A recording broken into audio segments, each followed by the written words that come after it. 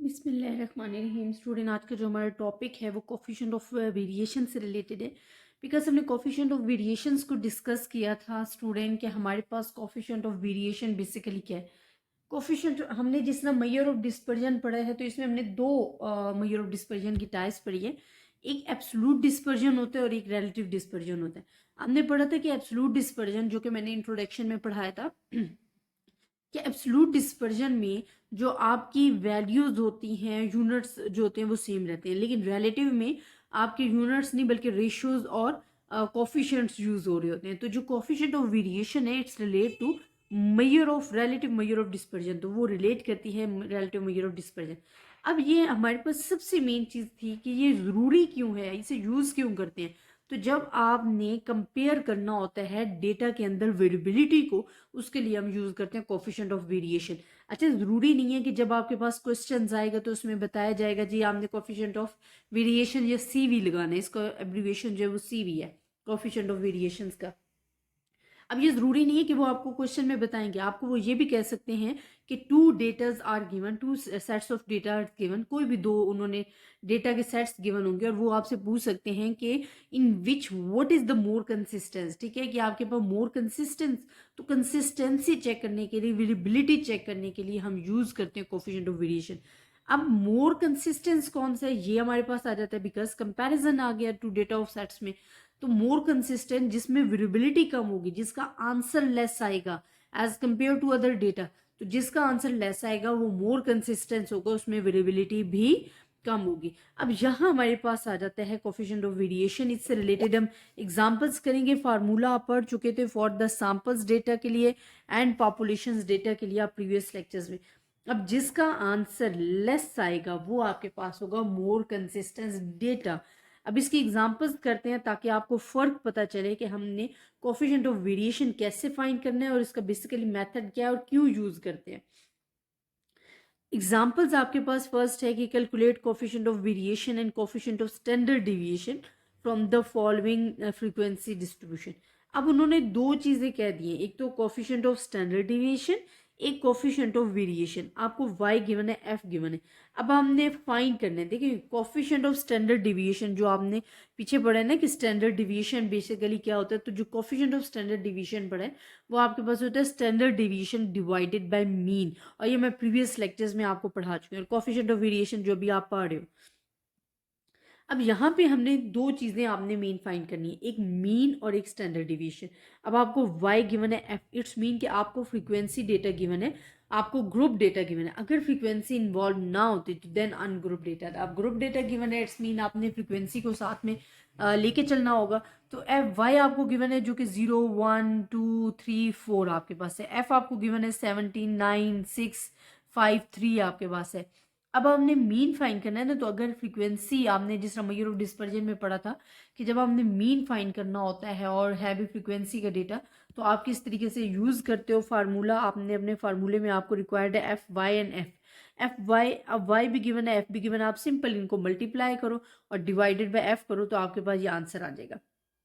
Standard division find करने का जो डिफरेंट फार्मूलाज हैं आपको प्रीवियस लेक्चर्स में मैंने पढ़ाए हैं कि स्टैंडर्ड डिवीजन और वेरियंस के एक से ज़्यादा फार्मूलाज हैं, लेकिन जो हमारे पास ये बेसिक फार्मूला वो ये है कि हम अपनी ऑब्जर्वेशंस जो गिवन होती है उसको मीन से डेविएट करते हैं। बिकॉज मीन तो ऑलरेडी आप फाइंड कर चुके हो, उसको अपने डेटा जो वाई आपको गिवन है उसमें से डेविएट करते जाओ, उसका स्क्वायर लो और एफ के साथ मल्टीप्लाई करो। ठीक है, बट आपने स्टेप बाय स्टेप कॉलन करना होता है। जिस तरह आपने ये अपनी जितनी भी ऑब्जर्वेशंस है ना इसको डिविएट करिए मीन से, नेक्स्ट कॉलम में आप अपने कॉलम का क्या लोगे, स्क्वायर लोगे, ताकि मिस्टेक के चांसेस कम से कम हो। फिर आपने एफ जो कॉलम है फ्रीक्वेंसी है उसके साथ मल्टीप्लाई करना है। बिकॉज हमारे पास ग्रुप डेटा गिवन है तो हमने अपनी रिक्वायरमेंट के हिसाब से चलना है। अब देखिए आपने इनको मल्टीप्लाई किया, जो आपके पास 68 पॉइंट, आपने ये सम इसका किया, ये इसकी जगह लिख दिया सम ऑफ एफ आपके पास गिवन है 40, आपने वो लिख दिया। अब इसका पॉजिटिव स्क्वायर अंडर रूट लोगे तो हमारे पास आ जाएगा 1.3। अब आपके पास y भी आ गया, s भी आ गया। आपको coefficient of variation and coefficient of standard deviation find करने के लिए ये दो चीजें रिक्वायर्ड थी। अब देखिए कोफिशिएंट ऑफ स्टैंडर्ड डिवीएशन के लिए आपको standard deviation divide by mean given था, आपके पास स्टैंडर्ड डिवीएशन भी है, मीन भी, आप इसको डिवाइड करो आंसर ले लो। कोफिशिएंट ऑफ वेरिएशन फाइंड करने के लिए, because it's converted into the percentage, हम परसेंटेज में फाइंड करते हैं, तो standard division divided by Y bar multiply by 100। तो आप स्टैंडर्ड डिवीजन की जगह ये लिखो, वाई बार की जगह लिखो, मल्टीप्लाई बाय 100 करो, तो आपके पास जो वैल्यूज़ हैं 108.92 परसेंटेज में वो आ जाएंगी। एग्जाम्पल्स आपके पास आ जाती है। ये तो अब हमने किया जब हमारे पास ओनली एक डेटा गिवन था। अगर हमारे पास डेटा कंबाइंड गिवन है तो देन हमने क्या करना है। अब देखिए वो कहते हैं given the following result find the combined coefficient of variation. Combined coefficient of variation find करने के हमने फार्मूलाज नोट करने हैं। अगर आपको फार्मूलाज गिवन है तो इन्फॉर्मेशन वो आपको खुद दे देते हैं, आपने सिंपल उसको फाइंड करना है। अगर इन्फॉर्मेशन नहीं गिवन है और 3 सेट्स ऑफ डेटा गिवन है तो आपको 2 चीज़ें ही फाइंड करनी होती हैं, एक एस होता है, एक वाई बार होता है। मीन और स्टैंडर्ड डिविएशन ही फाइंड करना होता है, उससे आपके पास वैल्यूज आ जाती हैं। बट यहाँ पे उन्होंने जो सिचुएशंस गिवन आपको दी हुई है, यहाँ पे आपको डेटा गिवन है।